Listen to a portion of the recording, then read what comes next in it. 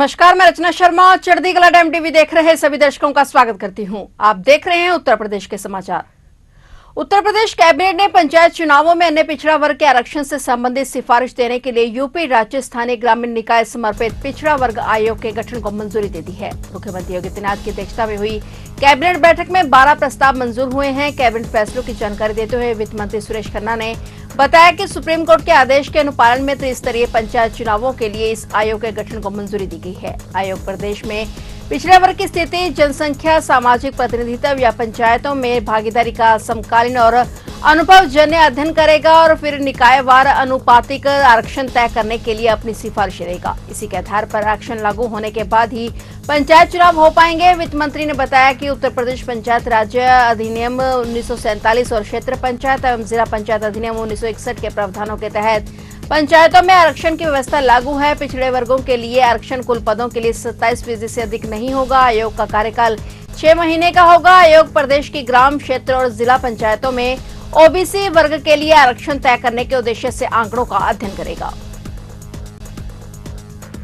उत्तर प्रदेश के मुख्यमंत्री योगी आदित्यनाथ ने सड़कों पर नमाज अदा करने को लेकर चेतावनी देते हुए कहा कि धार्मिक स्थलों पर अलग अलग पालियों में धर्म से संबंधित गतिविधियां की जानी चाहिए। सीएम आदित्यनाथ ने कहा कि उनकी सरकार सड़क जाम करके नमाज या किसी धार्मिक गतिविधि की अनुमति नहीं देगी। उन्होंने कहा कि सड़कें आने जाने के लिए होती हैं, तमाशा खड़ा करने के लिए नहीं। किसी को सड़क जाम करने का अधिकार किसने दिया? लोग अपने निर्धारित धार्मिक स्थलों पर जाकर प्रार्थना करें। मुख्यमंत्री ने ईद उल अजहा से कुछ दिन पहले ये टिप्पणी की है जो 28 मई को मनाई जाएगी। उन्होंने कहा कि अगर आपके घरों में सभी लोगों के लिए पर्याप्त जगह नहीं है तो आपको अपनी जनसंख्या पर नियंत्रण रखना चाहिए। उन्होंने कहा कि इसके अलावा यदि आप इस व्यवस्था में रहना चाहते हैं तो इसके नियमों और कानूनों का पालन करना होगा। कानून का राज चलेगा। अगर नमाज पढ़ना जरूरी है तो पालियों में पढ़ें। हम आपको प्रार्थना करने से नहीं रोकेंगे, लेकिन सड़कों पर इसकी अनुमति नहीं दी जाएगी।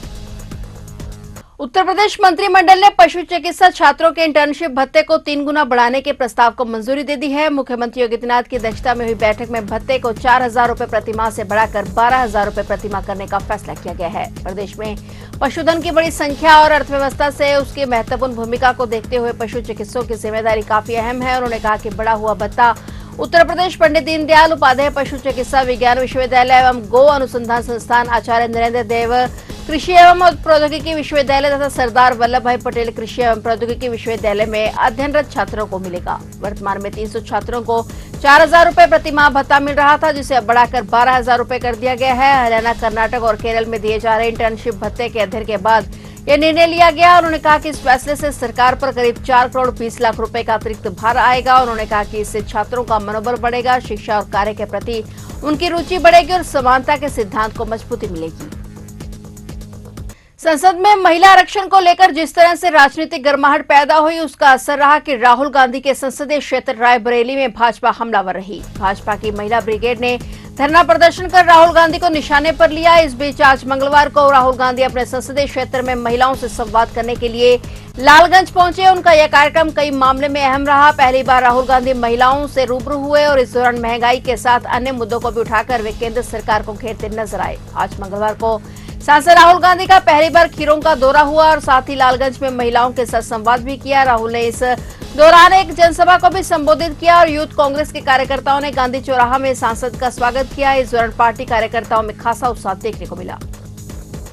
उत्तर प्रदेश के आजमगढ़ जिले में पूर्वांचल एक्सप्रेसवे के आजमगढ़ गोरखपुर लिंक मार्ग पर हुए भीषण सड़क हादसे में एक ही परिवार के 3 लोगों की मौत हो गई। तेज रफ्तार पिकअप वाहन ने मोटरसाइकिल सवार परिवार को पीछे से टक्कर मार दी, जिससे पति पत्नी और उनके 10 साल के बच्चे की जान चली गई। पुलिस सूत्रों ने बताया कि कप्तानगंज थाना क्षेत्र के ग्राम बनकट जगदीश कोयरीपुर निवासी संतोष विश्वकर्मा अपनी पत्नी और बेटे के साथ मोटरसाइकिल से गोरखपुर स्थित रिश्तेदारी में गए थे, लेकिन वापस लौटते समय आया अतरौलिया क्षेत्र के गदनपुर इंटरचेंज पर रास्ता भटक जाने के कारण वे नीचे उतरने के बजाय एक्सप्रेसवे पर आगे बढ़ गए और इस बीच पीछे से आ रही तेज रफ्तार पिकअप वाहन ने मोटरसाइकिल में जोरदार टक्कर मार दी। हादसा इतना भीषण था कि बाइक चालक संतोष विश्वकर्मा उछलकर एक्सप्रेसवे के नीचे बनी सर्विस रोड के किनारे जा गिरे और गंभीर चोटों के कारण उनकी मौके पर ही मौत हो गई। घटना की सूचना मिलते ही यूपीडा गश्ती दल के सुरक्षा अधिकारी चंद्रभान सिंह अपनी टीम के साथ मौके पर पहुंचे। घायल मां बेटे को तत्काल अस्पताल पहुंचाया। वहां उपचार के दौरान गुड़िया विश्वकर्मा ने दम तोड़ दिया, जबकि गंभीर रूप से घायल रियांश को जिला अस्पताल रेफर किया गया, जहां डॉक्टरों ने उसे भी मृत घोषित कर दिया। तीनों शवों को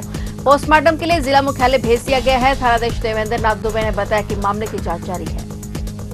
पूर्वांचल लिंक एक्सप्रेस वे के किलोमीटर 67 पे एक पिकअप मैजिक व मोटरसाइकिल के एक्सीडेंट की सूचना प्राप्त हुई थी। प्राप्त सूचना के आधार पर थाना और स्थानीय लोगों ने राहत व बचाव कार्य प्रारंभ किया। दुर्घटना में संतोष विश्वकर्मा जो कि बाइक चला रहे थे उनकी मृत्यु हो गई, जबकि उनकी पत्नी और पुत्र रियांश गंभीर रूप से घायल हो गए, जिनको उपचार के लिए स्वास्थ्य केंद्र भेजा गया, लेकिन वहां उनकी मृत्यु हो गई। तीनों मृतक जनपद आजमगढ़ के थाना कप्तानगंज क्षेत्र के निवासी हैं। उपरोक्त तीनों व्यक्तियों के शवों को पोस्टमार्टम के लिए भेज दिया गया है। संबंधित दुर्घटना के बाद अभियोग पंजीकृत किया गया है। वाहन भी कब्जे में है। अग्रिम विधिक कार्रवाई की जा रही है।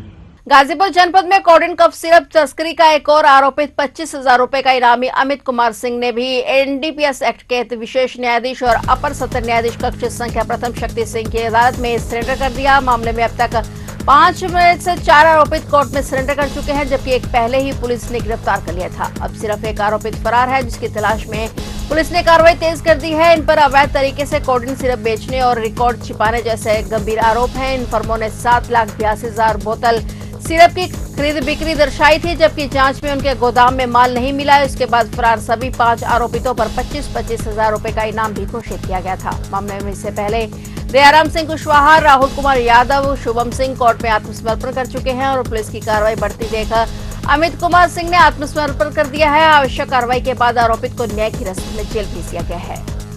उत्तर प्रदेश में इन दिनों आसमान से आग बरस रही है। पारा 40 डिग्री के पार पहुंच गया है। अगले 24 घंटे में हीट वेव को लेकर अलर्ट जारी किया गया है और इसको लेकर लोगों के मोबाइल पर अलर्ट मैसेज भी आया है। ऐसे में प्रशासन की ओर से 12वीं तक के स्कूलों की छुट्टी के आदेश जारी कर दिए गए हैं। मौसम विभाग द्वारा 19 मई को हीट वेव और प्रतिकूल मौसम की चेतावनी दी गई है और इसको लेकर जिलाधिकारी मनीष बंसल के निर्देश पर जिला विद्यालय निरीक्षक ने कक्षा नर्सरी से 12वीं तक के स्कूलों को 19 मई मंगलवार को बंद रखने के आदेश जारी किए। ये आदेश सभी स्कूलों पर लागू हुए।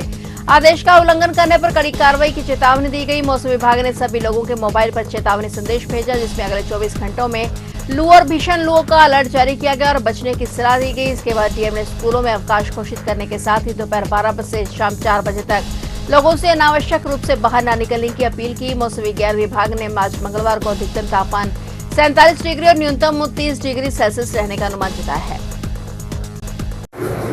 देखिए, पिछले 3-4 दिनों में तेजी से लू वगैरह चलने का मौसम आ गया है और बहुत तेज़ी से टेम्परेचर बढ़ रहा है। इसके दृष्टिगत हम लोगों ने आम जनमानस से अपील भी कर रखी है।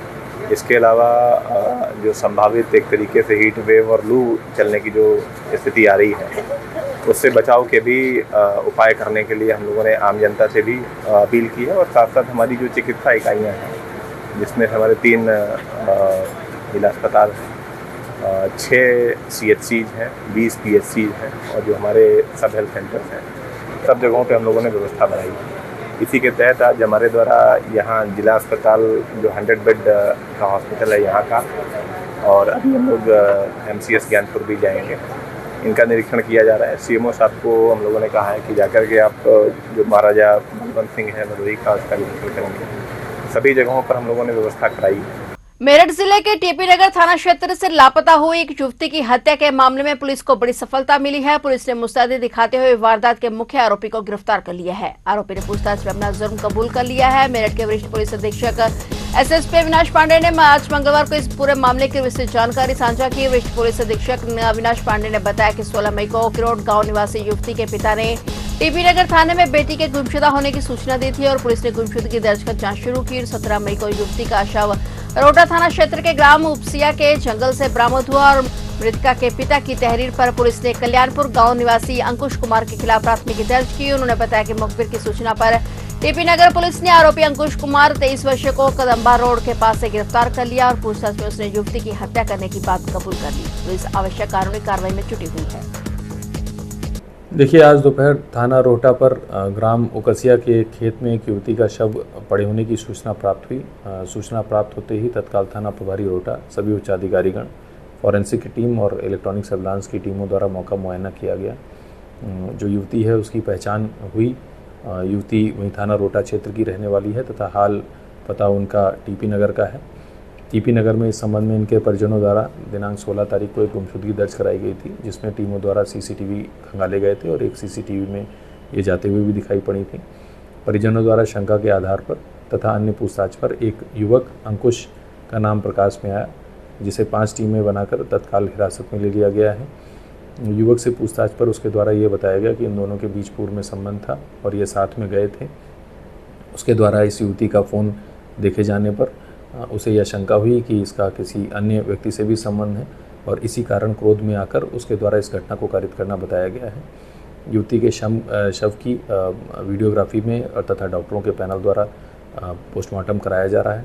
अन्य जो भी बिंदु हैं उन सभी बिंदुओं पर इलेक्ट्रॉनिक साक्ष्य तथा सीसीटीवी साक्ष्य के आधार पर विश्लेषण किया जा रहा है और घटना में जो भी प्रगति होगी उससे आपको अवगत कराया जाएगा। धन्यवाद।